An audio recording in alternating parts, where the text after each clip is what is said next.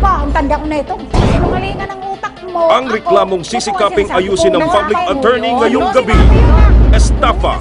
Ipinagkatiwalang perang pangnegosyo, bigla na lang daw naglaho.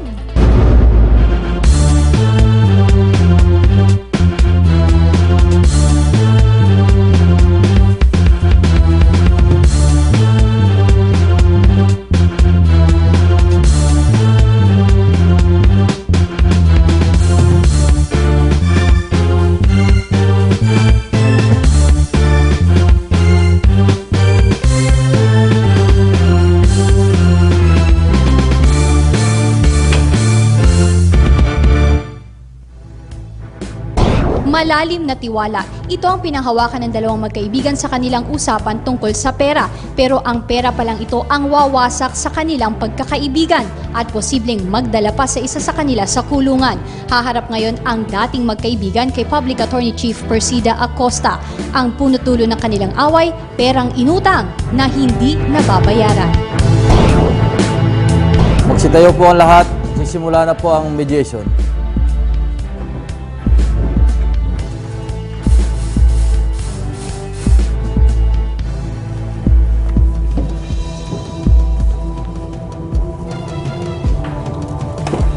Maaari na po kayong umupo.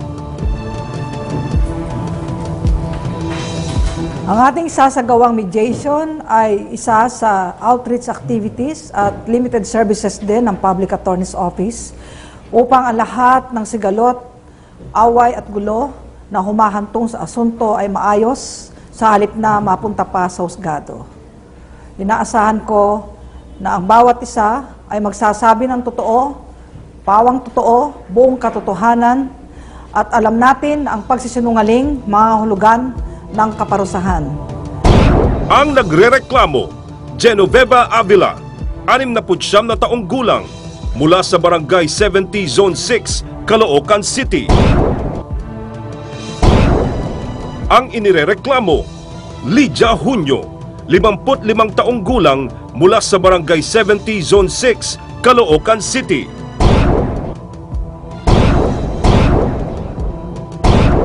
Ano po ang inyong inireklamo, Aling Genoveva? Ang nirereklamo ko po kay Lydia Junio ay yung pagkakautang niya sa akin ng pera at inalok niya ako na mag-finance sa NFA. May sadya ako sa'yo kasi may negosyo akong bigasan. Ngayon, parang gusto ko pang madagdagan para malaki na tingin ka. Pwede ba? Gusto mong meron? Pwede bang mapagbigyan ako ng mga halagang 35,000 lang? Wala nang siyang malapitan na iba. Sa akin naman siya nakiusap. Pumasok ako doon sa loob nila at nag-uusap kami. Mga buwan pa ng October yon. Ngayon, nang nakaupo ako sa loob ng bahay nila, ito na, ito ang ebidensya ko. Nagkwinta-kwinta siya, babayaran natin ganito, ganito ang presyo ng per sacks na bigas. Sinabi niya dito, sinulat niya itong kapirasong papel, nilagay niya rito ang 60 sacks, 51,750 plus 10 sacks, 8,625 na nagtotal ng 60,000. Kaya nag-usap kami kung paano ang kasunduan namin na gagawin. Ang sabi niya, paghati tayo sa tubo. Sabi ko, pag-uusapan natin, sasabihin ko sa mga anak ko, kasi nagpaalam muna ako sa mga anak ko dahil pera nila yon. At sinabi ko rin sa mister ko, pumayag naman. Pagkatapos po, ngayon, isang anak kong bunso, yung mayroon talagang pera na pinapadala, na pinababang ko, sabi sa akin, Nanay, saan mo ilalagay yung bigas? Hindi naman yung kasya sa atin.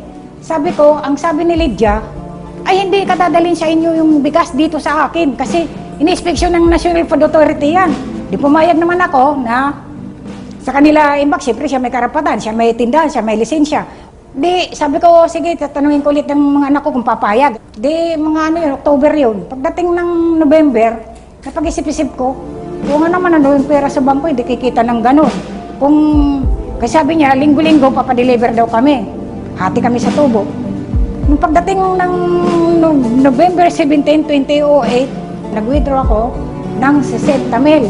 Dinala ko na doon sa land bank. Nakita kami doon. Tapos, gawa na siya nito, yung mga resibo ng land bank. Sabi ko, bakit ka ako nakapangalan sa'yo? Sabi ko sa kanya, ay siyempre ikaw ako may lisensya, hindi ka naman pwede kasi wala kang lisensya, sabi niya. Pwede bang makita ang ebidensya nyo?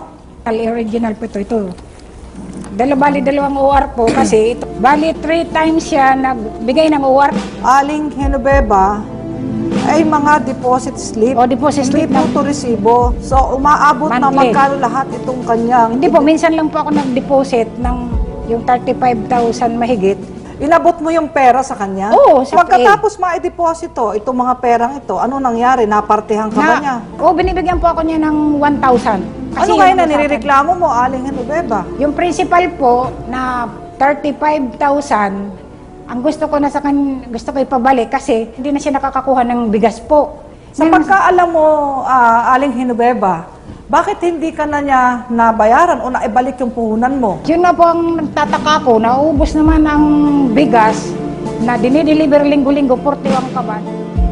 Bitbit ang kanyang ebidensya, iyan nga yung computation ng kanyang kumari na nakasulat lamang dyan sa piraso ng karton ng sigarilyo ay masama ang loob na kinuwento ni Genoveva Avila kung paano siyang naglabas ng pera para sa negosyo nila ng kaibigang si Lydia. Sa simula ay maganda naman daw ang takbo ng kanilang business pero humina ang kita hanggang dumating sa punto na wala nang binibigay na pera sa kanya ang nangutang na kumari. Disgrasya! Opo. Na-hold up po kasi siya eh. Na-hold up! Yes, ma'am. Eh pero ikaw ang may obligasyon nun. Hindi ko Dahil naman kung di ho. mo isosoli yun sa kanya,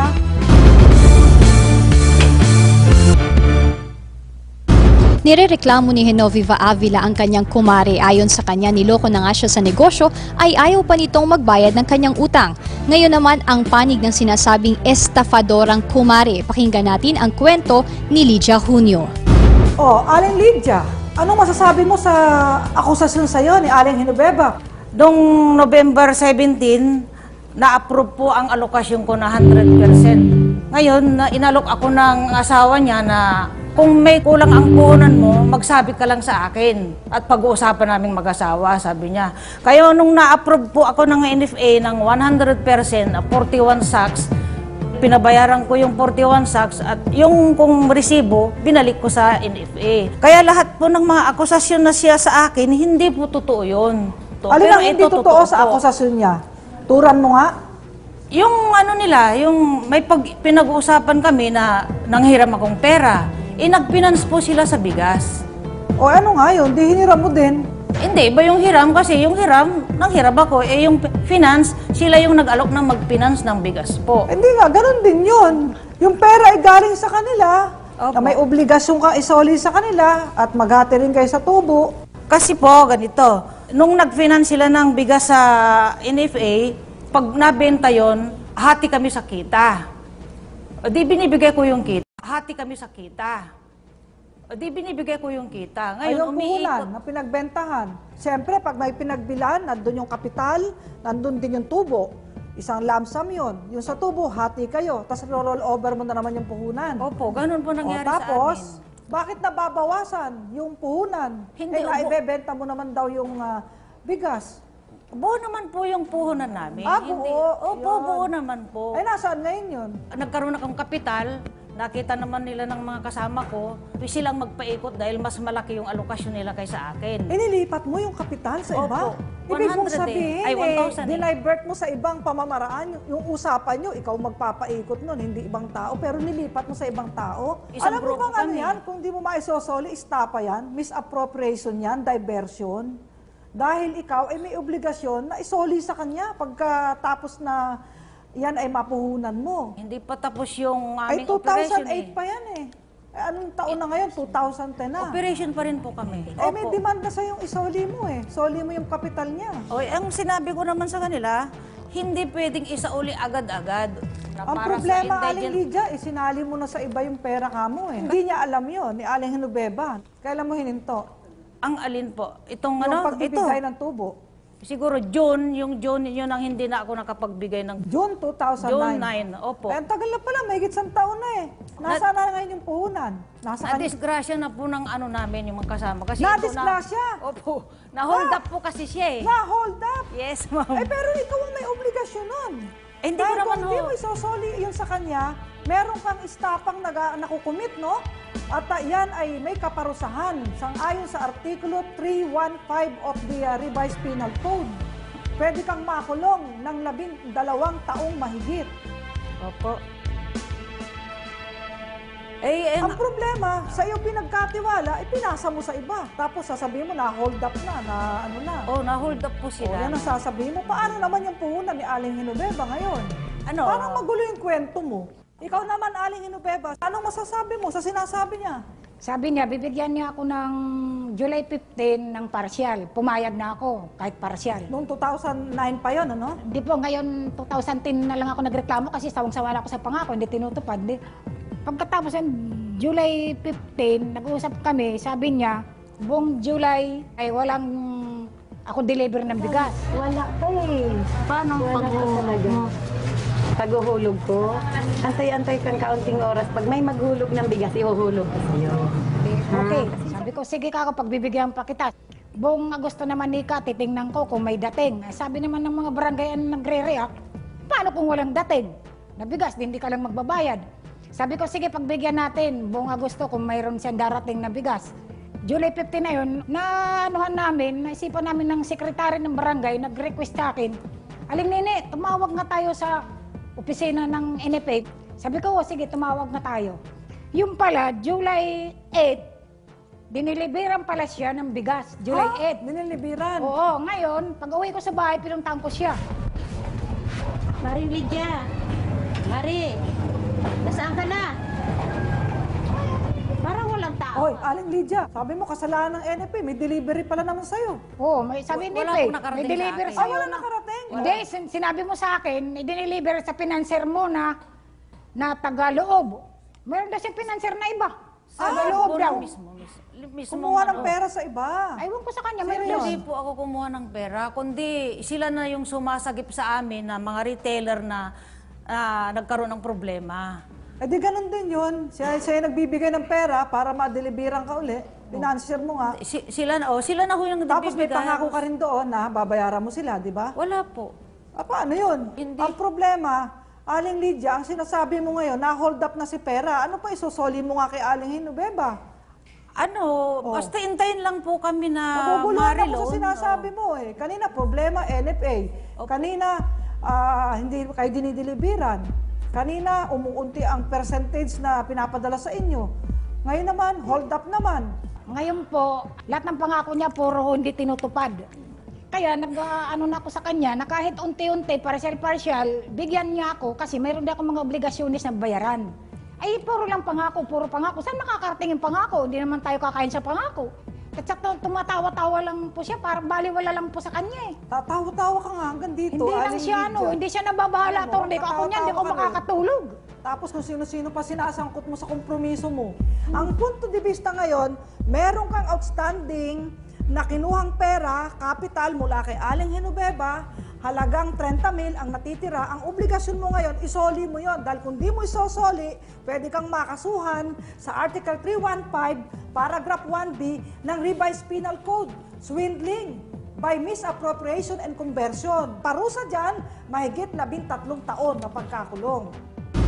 Kasong estafa o 13 taong pagkakakulong ang posibleng harapin ni Lydia Junio. Pero ang lalong kinakainis ni Genoveva ay ang tila pangiti-ngiti pa itong si Lydia at tila hindi sineseryoso ang pagkakadispalko sa kanyang pera. Mas umiinit ang diskusyon, tuluyan na bang magsosolian ng kandila ang dalawang magkumare? Magkakaareglo pa ba o diretso asunto na ang usapan? Tanong pa po kasi Kailan mo lang yan, ngayon ko lang nalain na pinadala ka noon pala pa ng po kapatid mo. yun. December pa binigay. Kailan kayo nag-claim? Kailan kayo nag-claim? 21 na yung pa bago pa dumating.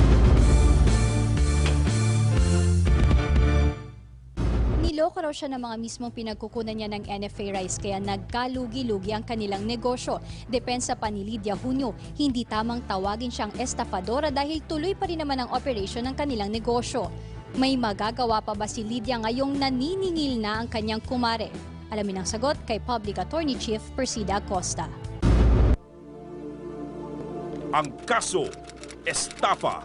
Base sa Article 315 ng Revised Penal Code, dalawang elemento ang kinakailangan upang maparusahan ng kasong estafa. Una, kailangang may pang-aabuso sa tiwalang ibinigay ng naghahabla sa isinasakdal na may kasamang panloloko. At pangalawa, kailangang may perwisyong nagawa sa isang tao na may katumbas na halaga ng pera o ari-arian. Sa kaso ni Lydia Julio, na hindi nagsauli ng para sa ipinahiram na puhunan para sa negosyong bigas, maaari siyang maharap sa kasong estafa na may katapat na parusang 6 hanggang 12 taong pagkakakulong. Pero hindi dapat lumagpas ng 20 taon ang penalty o parusa. Aling Lydia, napansin ko marami kang hawak na dokumento. Ano ba yan? Ebidensya mo ba yan na wala kang kasalanan? Opo. Ang aming project na ito, project po ng NFA DSWD para sa mga indigent families. Nag-finance po sila, kaya pinapaunawa ko po sa kanila yan. Yan po yung mga resibo na nakakapagbigay po ako ng 1,000 weekly. Mula November 17 hanggang May. May po yun. May duplicate ka pala nitong deposit mo. Opo. Tigisa kayo ng kopya ni Aling Genoveva. Lumilitaw, pinapasok mo lang ulit pagkatapos kang madeliveran. Opo. Over ang ganun tawag lang doon po eh. yun. Diba? Ganun lang po yun. May ikot. Balik ng balik ang pera, yung puhunan. Opo. O yun, ano ngayon ang may kaugnayan sa sinasabi mo na... Nandyan po sa sulat ko na nagkaroon po na po akong puhunan, kaya pinaikot nila yung Saan galing ang puhunan mo? sa kapatid ko po. Ay, paano yung puhunan mong galing sa kanya? Nasa kanila na nga po, kasi wala silang puhunan. Kaugnayan dito sa ating usapan, ang pinag-uusapan natin dito, yung puhunan na galing kay Aling Genoveva. So, hindi mo dapat isali dito sa mga sinasabi mong ebidensya, yung katibayan ng pagpasok mo sa land bank ng pera, paghuhulog, nung galing sa kapatid mo. Hindi, kasi nagkaroon na po ako, kaya nga, tinatanggap naman po nila yung 1,000 weekly. Kaya, ibig sabihin, wala silang reklamo. Nagreklamo lang po sila nung wala na silang pera. Pinag-usapan nyo nga na maghahati kayo sa tubo. O nga po, tinatanggap naman Paano po nila. magreklamo kung pinatutubuan mo naman yung pera nila? Eh, Nagreklamo sila nung hindi na mo maibalik kay Aling Genoveva yung pera na ibinigay niya sa iyo. Kung Ano ba yung bagong mga puhunan. dokumento mo dyan? Tingnan nga natin. Bibidalhan ko Kailan pala ako eh. nag-start? Sabi mo, bibigay mo sa akin yun. Pala eh. Kailan na-start sa kayo Ginamit mo huling rin tumanggap sila po ng Kaya hindi ko alam na nagre-reklamo na po sila. Hindi mo alam na nagreklamo sila. Eh sabi niya, nagbarangay pa kayo. Barangay na nga tayo. Nabigla po ako. Kaya nga ako nagpabarangay sa'yo dahil hindi na nga ako nakikinabang. Hinihingi ko na sa'yo yung puhunan ko. 2009 pa yon. Ganito po yon kasi hindi kayo nakakaintindi. Ano hindi nakakaintindi? Ako pa, ang tanda ko na ito. Oo Hindi ako nga. nakakaintindi. Teka, ikaw, Oo. papunta ka pa lang doon, pabalik na ako. Bakit hindi ako makakaintindi? Hindi. Ako, marami na akong pinasukan na Hindi tayo trabaho. nagkasalubong, magkaiba tayo ng... Kasi nung alingan ng utak mo, ako, totoo ang sinasabi ko. Hindi. Na ang pangako mo sa akin, pag humingi ka sa kapatid mo ng pera, padalang ka, bibigay mo sa akin, Noon- ibabalik mo yung puhunan Noon sa pa akin. po yun. Hindi mo Noon pa sinabi po yun na. Yun na noon pa po yun. Kasi Kailan mo lang yan? Ngayon ko lang nalaman na pinadala ka noon pala pa ng po kapatid mo. yun. December pa binigay. Kailan kayo nag-claim? Kailan kayo nag-claim? 2009 pa bago pa dumating si Abet Oh. ng Abril, 2009. Oh, may pera kayo Pauwi noon. na.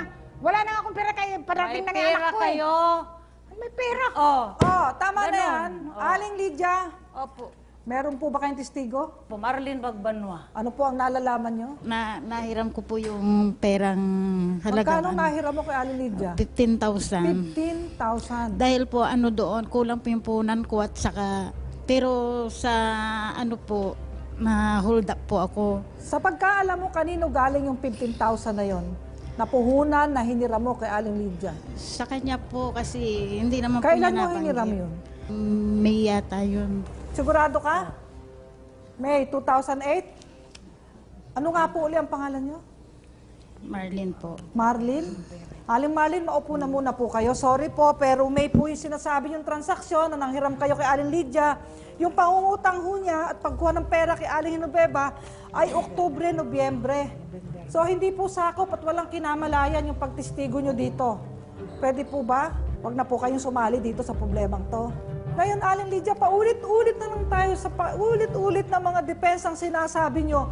Pwede po ba? Matanong ko kayong muli, ano bang gusto nyo? Asunto o areglo? Areglo po. Ano ang maipapangako mo kay Aling Genoveva?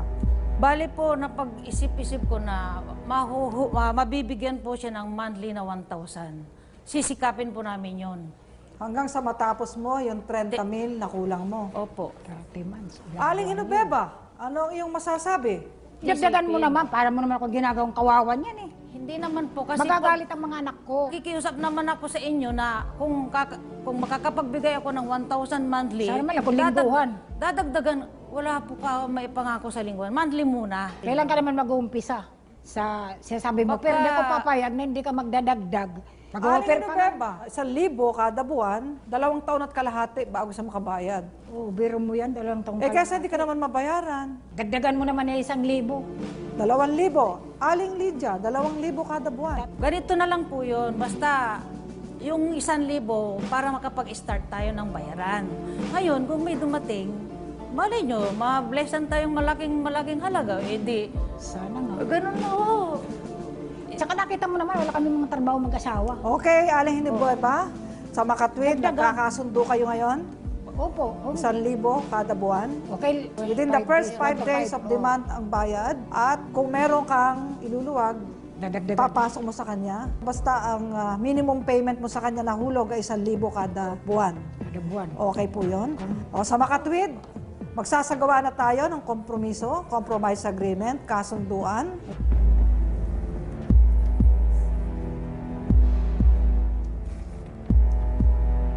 Genoveva Avila, nagrereklamo versus Lydia Junio, inirereklamo. Kasunduan. Kami na nakalagda sa kasunduang ito ay napag-usapan at napagkasunduan ang mga sumusunod. Una, babayaran ni Lydia Junio si Genoveva Avila ng halagang 1,000 kada buwan na tuloy-tuloy na babayaran hanggang 30 buwan o 2 taon at 6 na buwan hanggang sa matapos at mabayaran ang halagang pagkakautang ni Lydia Junio kay Genoveva Avila na ang unang buwan hulog ay magsisimula sa ika-5 ng Oktubre 10 at ang susunod na buwan ng hulog ay tuwing ika-5 ng buwan na susunod hanggang sa matapos ang pagkakautang. Ang kasunduang ito ay voluntaryo naming isinagawa ng walang halong pananakot o hindi sapilitan, hindi labag sa batas, hindi immoral, hindi kontra sa nakagawian o pampublikong pulisiya. Pirma ng bawat panig. Attorney Aresa? Kung sakaling hindi sundin ni Lydia Junio ang kanyang pangakong nakasaad sa compromise agreement na pagbabayad ng 1,000 piso kada buwan kay Genoveva Avila hanggang sa matapos ang kabuuang utang, maaari siyang kasuhan ng Public Attorney's Office ng perjury o pagsisinungaling. May katapat itong parusa na 6 na buwan hanggang 6 na taong pagkakakulong.